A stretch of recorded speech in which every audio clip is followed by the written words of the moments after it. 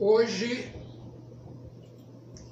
3 de maio de 2026, hoje é 6 de maio de 2026, quarta-feira, na presença de Jesus e na presença da igreja, vou continuar a mensagem de domingo sobre as cartas do apóstolo Paulo aos Coríntios, parte 16, de 26, a liberdade da graça.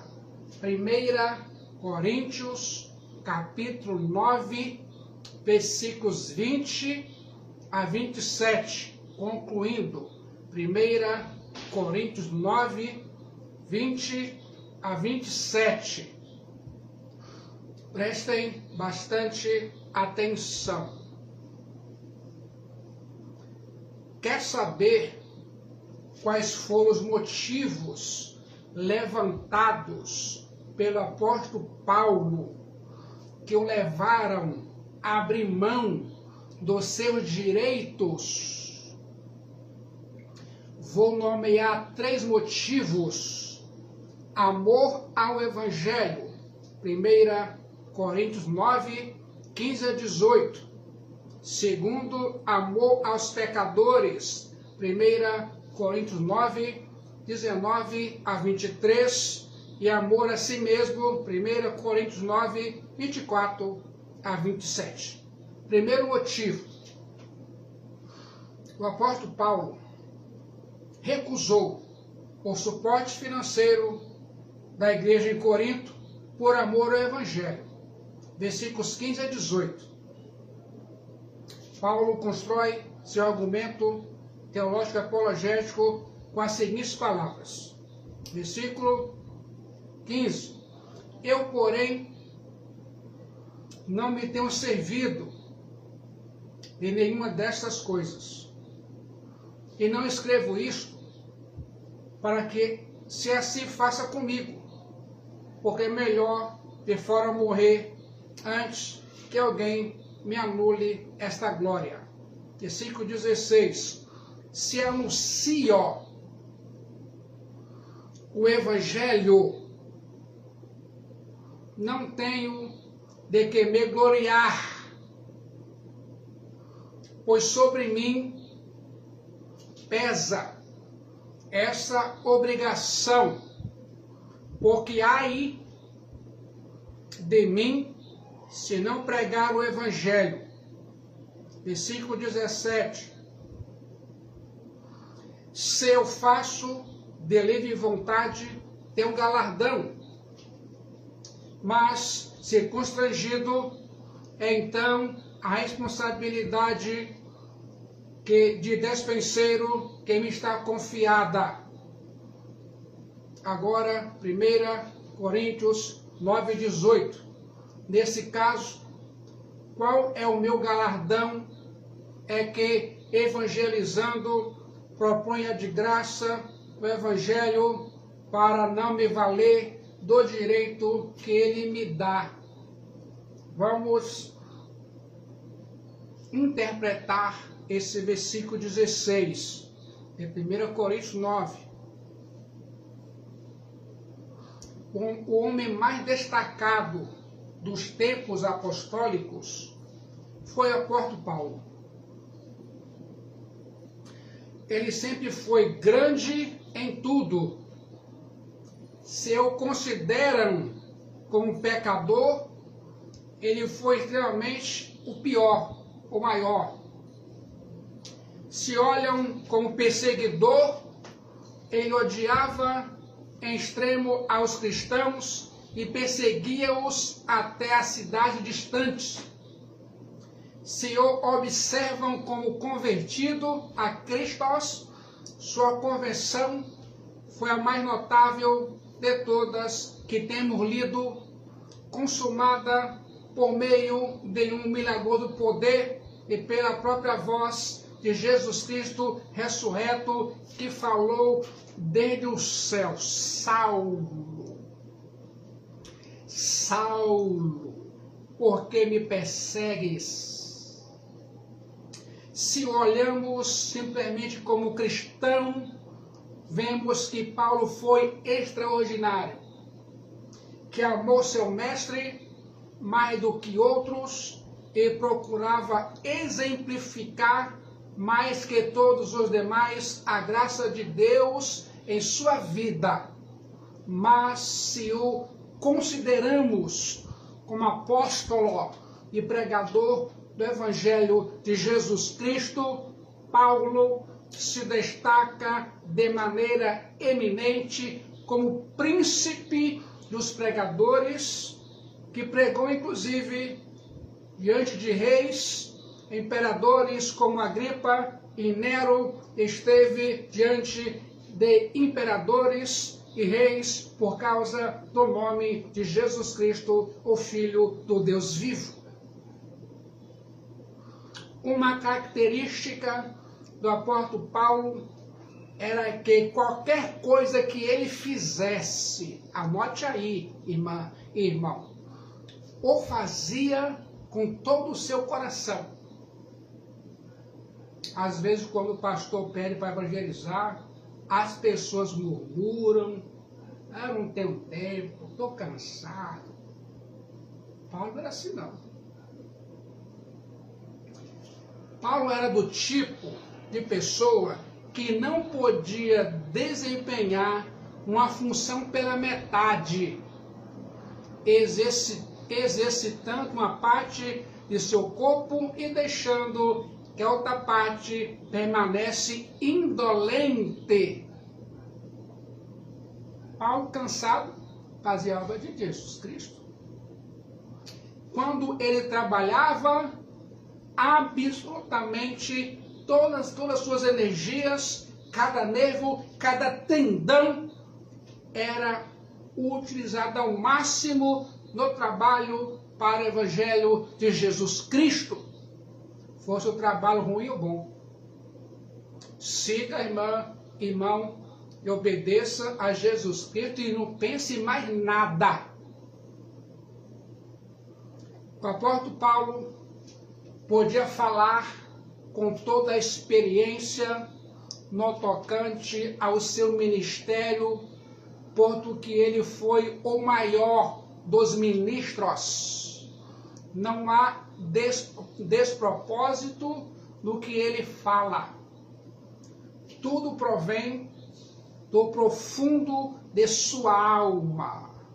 E podemos estar seguros que quando escreveu 1 Coríntios 9,16, escreveu com mão firme: se anuncio o Evangelho, não tenho de que me gloriar, pois sobre mim pesa essa obrigação. Porque ai de mim, se não pregar o Evangelho. Se você é uma pessoa convertida a Jesus Cristo, esse ai de mim está perseguindo você. Agora estou convencido de que estas palavras de Paulo são aplicáveis a muitos ministros e crentes modernos em nossos dias, a todos aqueles que têm um chamado especial, que são guiados pelo impulso interno do Espírito Santo para ocupar a função de ministro do Evangelho. Uma posição de crente, cristão. Pregar o Evangelho é expor cada doutrina contida na Palavra de Deus e dar para cada verdade sua própria proeminência. Pregar o Evangelho, exaltar a Jesus Cristo, o Filho do Deus vivo. Pregar o Evangelho é dar aos diferentes tipos de pessoas o que lhe é devido. Pregar o Evangelho não consiste em falar sobre o que o Evangelho é, senão em pregá-lo ao coração, não por meio do teu próprio poder, debaixo da influência do Espírito Santo. Agora, prestem atenção. Um homem, aqui está também cuida da mulher, um homem que tem realmente dentro de si a inspiração do Espírito Santo, chamando-o para pregar o Evangelho, não pode evitá-lo.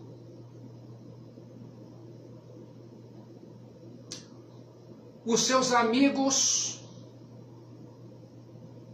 no trabalho podem examiná-lo ou examiná-la, adversário criticá-lo ou criticá-la, inimigo zombá-lo ou zombá-la, mas o homem é indomável.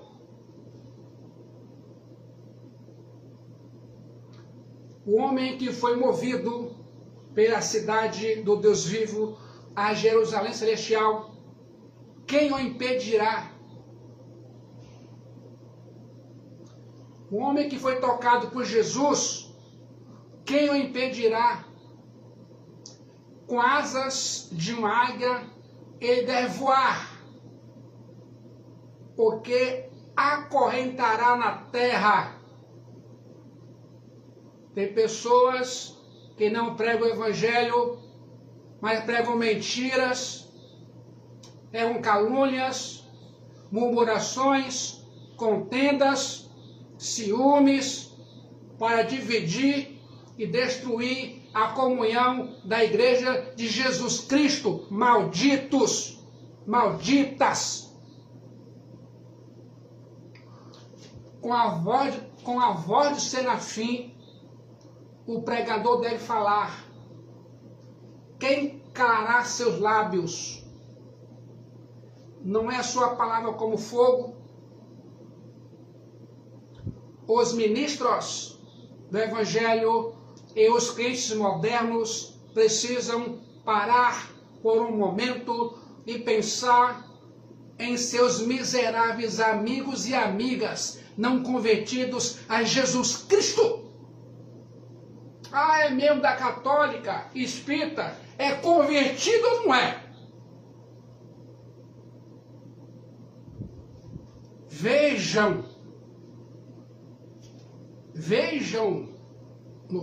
como um rio, correndo para a eternidade, voam a 10 milhares para o seu lar eterno a cada solene momento. Vejam o término deste rio, que tremenda cachoeira que arremessa rios de almas para o abismo do inferno. Se você é um ministro do Evangelho ou um crente moderno, pense no fato de que homens estão sendo condenados a cada hora aos milhares, e cada momento que o seu pulso bate, seu coração bate, outra alma eleva seus olhos no inferno, estando em tormentos. Pense agora que seus amigos ou amigas não convertidos ou convertidas a Jesus Cristo, o Filho do Deus vivo, estão apressando-se em seu caminho para a condenação, o inferno, até no leito da enfermidade, enquanto o amor de muitos se esfria e a iniquidade se multiplica. Irmão, pesa essa necessidade sobre sua vida.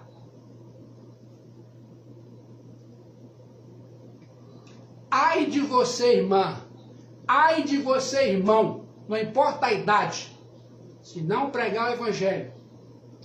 Pregue com seu testemunho, com a sua vida, mas pregue o Evangelho. Você observa ali, no seu trabalho, na sua vizinhança, os ímpios ou não convertidos? Você vê milhares e dezenas de milhares arruinados anualmente? Ai de você, irmã! Ai de você, irmão, que não pregar o Evangelho de Jesus Cristo. Ai! Agora, preste atenção. Ponha seu ouvido, isso é metáfora, ponha seu ouvido no portão do inferno e por pouco tempo ouça a mistura de gritos e clamores misturados de agonia e sentimento de desespero que nunca terminará. Se você é um ministro do Evangelho, é um crente moderno, ai de você se não pregar o Evangelho de Jesus Cristo. Siga e obedeça a Cristo Jesus e não pense em mais nada. Preste atenção, vai doer, mas Jesus é o médico que cura. Há crentes modernos, membros de igrejas há anos, que são verdadeiramente culpados aos olhos de Deus, porque eles não pregam o Evangelho de Jesus Cristo para ninguém, nem no trabalho, nem na rua, no supermercado, no Uber, no táxi. Se é este o ai de nós, e não pregamos o Evangelho, qual é o ai? Qual é o ai de outros se ouvirem e não receberem o Evangelho de Jesus Cristo? Que o Evangelho de Jesus Cristo seja para nós cheiro de vida para a vida e não de morte para a morte. Reflita sobre isso. Pregar o Evangelho não é uma opção para o ministro ou crente moderno, mas uma necessidade essencial. Em meu ministério, já ouvi muitos falarem: pastor, eu não sei pregar, mas você sabe mentir, murmurar, caluniar, falar mal dos outros. Como não sabe pregar o Evangelho? Leia a Bíblia, pregue com a sua vida, mas prega o Evangelho. Desculpa, essa não existe. Quem negligencia o ai de mim, se não pregar o Evangelho, traz sérias consequências espirituais em sua vida cristã. Veja aí muitos crentes com sérias consequências na vida devido negligenciar o ai de mim se não pregar o Evangelho. A culpa do sangue e perda de recompensa. Se o crente moderno não pregar o Evangelho de Jesus, ele se torna inútil, estéril, perdendo a honra de ser usado por Jesus e pelo Espírito Santo. O sangue dos seus amigos ou familiares pode ser exigido das suas mãos. A negligência no evangelismo resulta em uma vida espiritual seca e frutífera. Há muitos crentes secos e frutíferos na igreja. A negligência não é um pecado repentino, mas fruto diário de descaso. Prefere se ajuntar para almoço, janta, chazinho, cafezinho, do que pregar o Evangelho de Jesus Cristo. A pregação do Evangelho é a exaltação de Jesus Cristo e a pregação de toda a verdade, não apenas parte dela. Se o crente moderno negligencia essa missão, especialmente para quem foi comissionado, é trazer sobre si a desaprovação de Jesus Cristo. Ouça essa frase: todo cristão é um missionário ou um impostor. Há muitos membros impostores na igreja porque não são missionários ou missionárias. Fazem descaso da obra de Jesus Cristo, mas a sua obra, na sua casa, você faz com lágrimas, com esforço. Até empresta tomando banco para isso, mas para Jesus, não. Jesus não, Jesus não. O que é isso? Deixar de pregar o Evangelho leva à esterilidade espiritual. Ai de mim se não pregar o Evangelho. Deixar de pregar o Evangelho leva à esterilidade espiritual, onde o ministro ou crente moderno perde a sua convicção e o fogo do Espírito Santo, tornando-se infiel à missão. A pregação do Evangelho não foi apenas para apóstolos, pastores, mas uma ordem permanente. Ignorá-la é negligenciar a comissão de Jesus Cristo em Mateus 28. A negligência em pregar o Evangelho, conforme 1 Coríntios 9,16, não é vista apenas como uma falha grave, mas como uma quebra de dever moral que traz consequências severas tanto para o negligente quanto para o ouvinte. Você sabia? Negligenciar a missão é pecado. E o pecado traz condenação. O ai de mim, se não pregar o Evangelho, é uma referência à infidelidade, sofrimento e vergonha no dia do juízo final. Quando a igreja não prega o Evangelho de Jesus Cristo de forma direta e urgente, ela se torna superficial e foca em si mesma e não cresce numericamente em batismos. A maior consequência é que, se o Evangelho não é pregado com paixão e urgência, os pecadores não se arrependerão e enfrentarão a perdição eterna no dia do juízo final, a saber, o inferno. Ai de mim, se não pregar o Evangelho.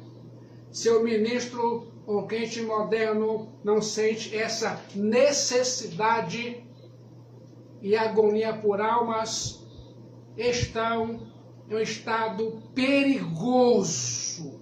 Perigoso.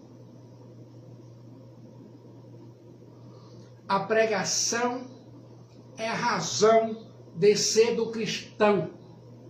Não evangelizar e ser fiel à vocação e ao comissionamento de Jesus Cristo, o Filho do Deus vivo. A omissão do cumprimento da missão gera um vazio no crente, pois o cristão é movido pela graça de Deus para declarar o Evangelho. Negligenciar o Evangelho seria uma traição direta à divindade de Cristo e à salvação. Isso implica perder a recompensa divina pois a evangelização é uma missão confiada por Deus a todas as pessoas convertidas, que têm o selo do Espírito Santo de Deus. Negligenciar essa missão de pregar o Evangelho pode resultar em perder o privilégio de ser instrumento do Espírito Santo, sendo substituído por o trabalho de Jesus deve ser feito. Negligenciar a pregação do Evangelho é privar outro da verdade que liberta e salva, tornando o negligente responsável por esse silêncio. Ouçam a pregação do Evangelho como a voz de Deus, latim vox evangelii, é o centro da vida cristã, disse Martim Lutero. A pregação do Evangelho não é um mérito humano, mas uma imposição da palavra de Deus que gera fé. O Evangelho precisa ser pregado para que a igreja não se desvie da graça pura e caia em um sistema de obras. Portanto, negligenciar o Evangelho de Cristo Jesus é permitir que fábulas humanas substituam a palavra de Deus. Negligenciar a pregação do Evangelho é atrair a ira e a disciplina de Deus sobre o mensageiro, seja quem ele for, que idade for. Pregar um Evangelho adulterado ou não pregar traz a consequência de prestar contas severas a Deus. Às vezes, nós prestamos contas ao patrão do trabalho, ao governo federal, ao pastor. Quero ver prestar contas a Deus. Quero ver. Quando a pregação do Evangelho é negligenciada, a igreja é dominada por invenções humanas e o pastor perde sua autoridade espiritual. A vida do pastor ou do crente moderno se torna vazia de sentido se ele não testemunhar o Evangelho de Jesus Cristo. O pregador não tem escolha, seja quem for. A pregação não é um hobby ou profissão, é uma necessidade imposta. Negligenciar isso é resistir à vontade de Deus, vivendo sob peso da desobediência em vez da liberdade do Evangelho de Jesus Cristo. Ai de mim, e não pregar o Evangelho. 1 Coríntios 9,16. Olha, irmão, quando o ímpio, o não convertido, olhar para você, deve pensar assim: aquela ali é um evangélico. Mas quando olha hoje para os crentes, você é crente? Eu não sabia se era evangélico, não. Eu não sabia. Você é mesmo? É o contraste. Nossa, você nunca pregou para mim, irmão. Entendeu? Quem negligencia pregar o Evangelho falha em servir como arauto do Rei dos Reis e Senhor dos Senhores, Cristo Jesus. A consequência é o ministério esvaziado de sua autoridade divina. Ao negligenciar a pregação autêntica do Evangelho, o crente moderno pode transformar o evangelho em comércio ou em uma mensagem que não liberta, tornando-se ele próprio um obstáculo. E agora o apóstolo Paulo não deseja ser obstáculo ao evangelho. 1 Coríntios 9:12. Ele não vê o ministério como uma fonte de lucro, nem o evangelho como produto de mercado. O apóstolo Paulo não era mercadejador do evangelho. Ele não se servia do evangelho, ele servia ao evangelho. Paulo não estava no ministério para locupletar-se, mas para gastar-se a favor das almas. Ele não via a igreja como um balcão de negócio. A igreja não era, para o apóstolo Paulo, uma empresa familiar. Ele não era o dono da igreja. Há líderes, preste atenção, há líderes atualmente que fazem da igreja uma empresa particular, onde o evangelho é um produto, o púlpito é um balcão, o templo uma praça de negócios e os crentes consumidores. Há pastores que embolsam todo o dinheiro arrecadado na igreja para fins pessoais e se tornam grandes empreendedores em nome do evangelho. Paulo tinha um comportamento diferente. Ele se recusou a aceitar dinheiro daqueles para quem ele ministrava. Ele queria que o evangelho estivesse livre de qualquer obstáculo para avançar.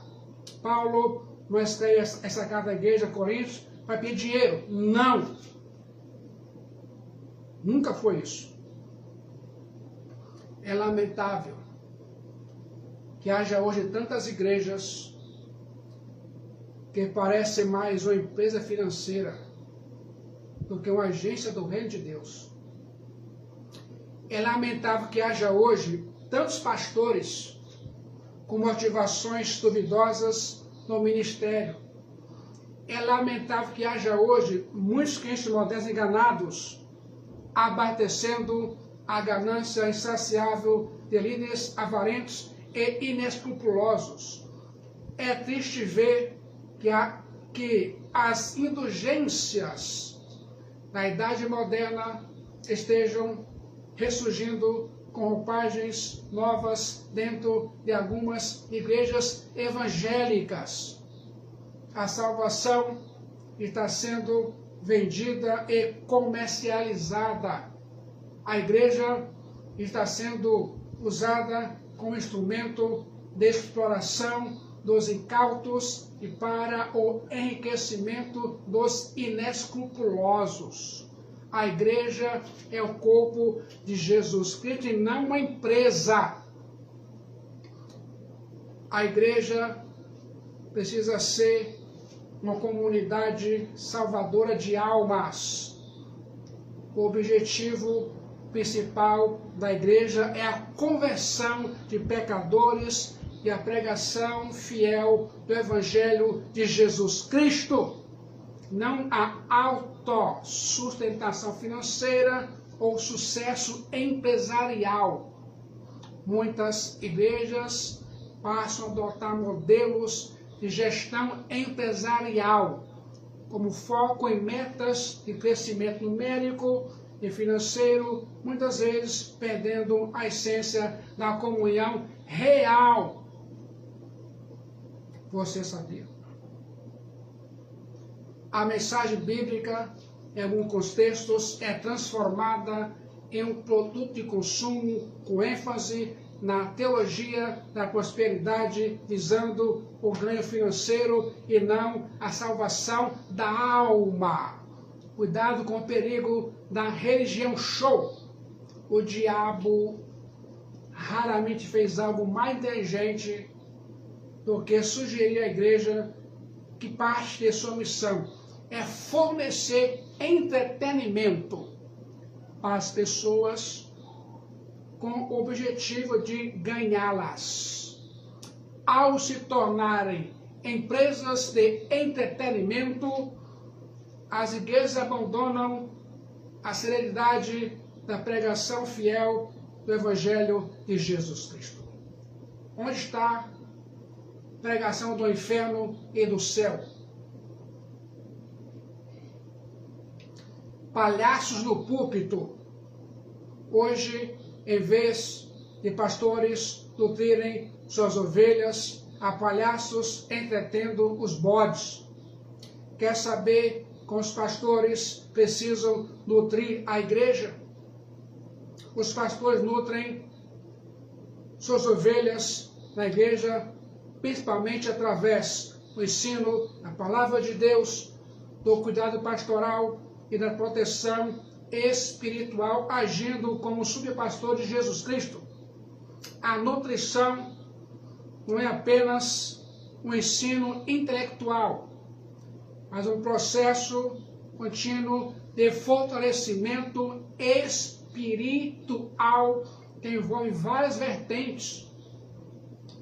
Os pastores nutrem o rebanho fornecendo boa comida espiritual através de pregações expositivas, livro por livro, sólidas e bíblicas no púlpito, evitando ensinamentos superficiais. Você sabia disso? Isso inclui ensinar a sã doutrina e aprofundar o conhecimento bíblico dos membros. Nutrir ainda significa proteger. O pastor protege a igreja de falsos mestres e do veneno de doutrinas errôneas, servindo como uma barreira de segurança, como pastor que protege as ovelhas dos predadores. Você sabia? Preste bastante atenção. Segundo ponto da mensagem. Vou continuando. Quer saber quais foram os motivos levantados pelo apóstolo Paulo que o levaram a abrir mão de seus direitos? Foram até motivos. Agora, o segundo, Paulo recusou o suporte financeiro da igreja por amor aos pecadores. Versículo 19 a 23, de 1 Coríntios 9. Porque sendo livre de todos, fiz-me escravo de todos, a fim de ganhar o máximo possível. Versículo 20. Procedi para com judeus como judeu, a fim de ganhar os judeus, para os que vivem sob o regime da lei, como se eu mesmo assim vivesse, para ganhar os que vivem debaixo da lei, embora não esteja eu debaixo da lei. Agora, versículo 21 a 23. Ao sem lei, como se eu mesmo o fosse, não estando sem lei para com Deus, mas debaixo da lei de Deus, de Cristo, para ganhar os que vivem fora do regime da lei. 22. Fiz-me fraco para com os fracos, com o fim de ganhar os fracos. Fiz-me tudo para com todos, com o fim de, por todos os modos, salvar alguns. Agora 23. Tudo faço por causa do Evangelho, com o fim de me tornar cooperador com ele. Você sabia? Paulo não estava preso a ninguém.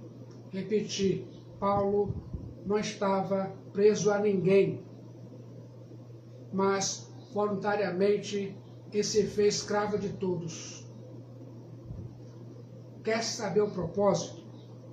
A fim de ganhar o maior número possível de pessoas para Cristo. Livre de todos os homens, e ainda servo de todos os homens. Paulo era livre, estava capacitado e credenciado a servir aos outros e renunciar aos próprios direitos por amor a eles. Muitos críticos julgam equivocadamente a atitude do apóstolo Paulo, pensando que ele estivesse procedendo igual a um camaleão, mudando suas atitudes e mensagem a cada nova situação. Não é isso que Paulo está ensinando. Paulo não está falando de vida dupla. O que está defendendo é uma flexibilidade, uma adaptabilidade metodológica para apresentar o Evangelho em diversos contextos. Paulo não estava adotando uma personalidade hipócrita de duas caras, sendo uma coisa aqui e outra ali. Ele não apoia a ideia de ajustar a mensagem do Evangelho para agradar o auditório. Conheço pessoas que assim falavam: pastor, não prega sobre o inferno. A pessoa não gosta. Quanto mais fala, mais eu prego. Mais fala, mais eu prego. Sinto muito. Paulo era o embaixador de Cristo e não político, populista. Hoje há muitos políticos dentro da igreja. Hoje há muitos políticos dentro da igreja.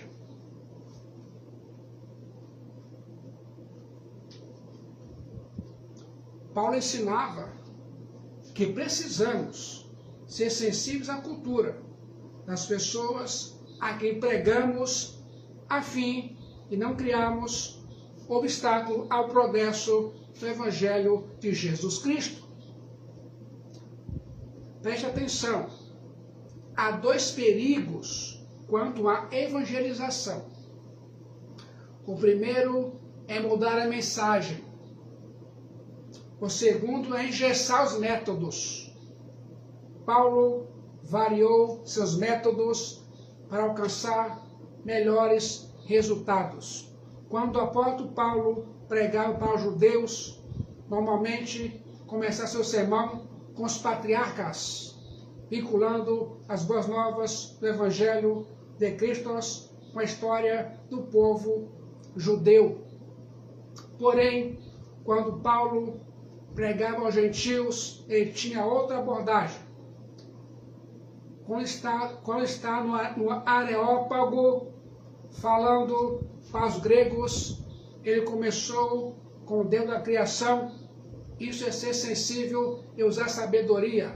Paulo não adulterou o conteúdo do Evangelho de Jesus Cristo, mas apresentou-o de forma adequada aos seus ouvintes. O pregador do Evangelho de Jesus precisa conhecer tanto o texto quanto o contexto. Ele deve conhecer a palavra de Deus e as pessoas para quem prega. Jesus adotou o método flexível em suas abordagens. Para Nicodemos, o doutor da lei, Jesus disse: você precisa nascer de novo. Para a mulher samaritana, proscrita da sociedade e que sentia escorraçada, Jesus pede favor, dai-me de beber. Para Zaqueu, um publicano odiado, Jesus disse: eu quero ir à sua casa hoje. Jesus e o paralítico desanimado. João 5, a pergunta: você quer ser curado? Foi feita a um homem que estava doente 38 anos no tanque de Betesda. Jesus muitas vezes perguntava sobre o desejo de cura com Bartimeu para despertar a fé e destacar a necessidade de uma mudança de atitude não apenas física, mas espiritual. Jesus tinha diferentes abordagens para pessoas diferentes.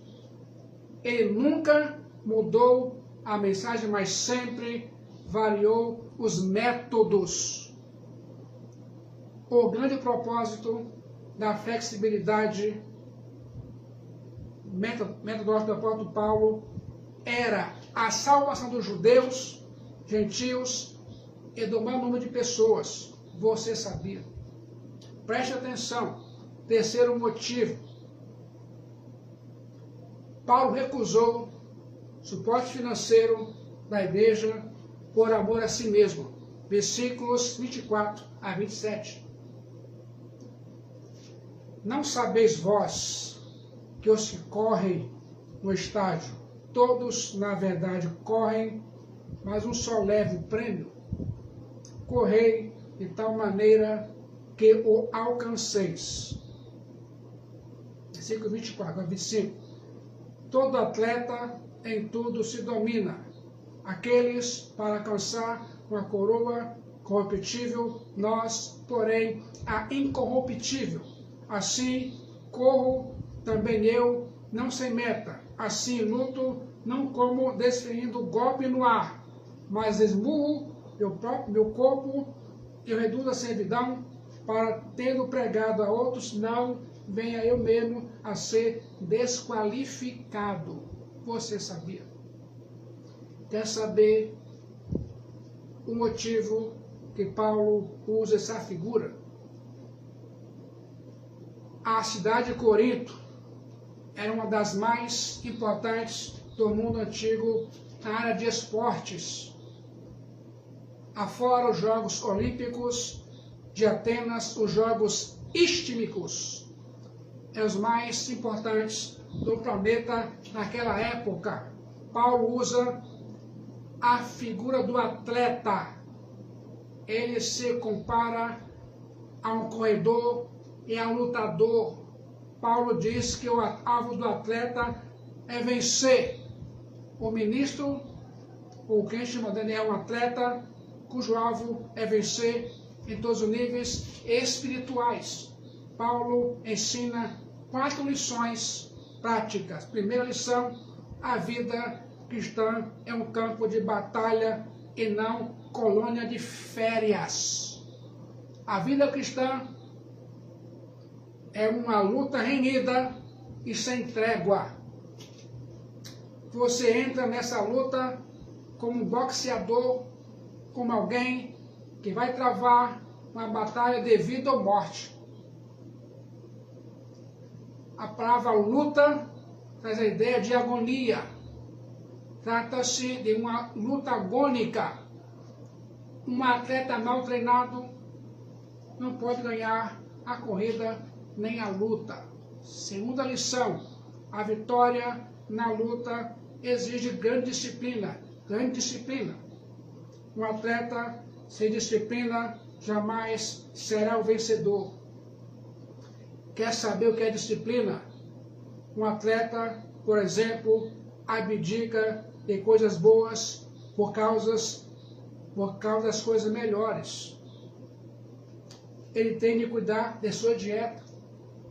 Quando alguém chega para um atleta com algumas guloseimas, por amor, seu propósito é de vencer, ele renuncia essas iguarias.